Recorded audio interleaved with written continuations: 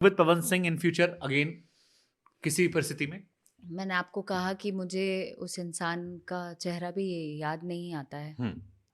नहीं था, नहीं था।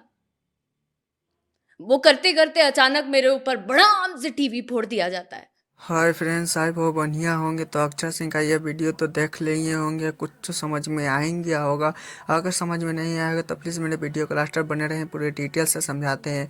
आपको पता ही कि अक्षर सिंह फिलहाल एक फिल्म करने गई थी जहाँ पे पवन सिंह के अफेयर लेकर मुद्दा उठ गई थी। तब अक्षर सिंह को वहाँ पे काम करने में प्रॉब्लम हो रहा था। किसी डायरेक्टर ने पूछा था कि आपको पवन विवाह से मतलब संबंध था या नहीं।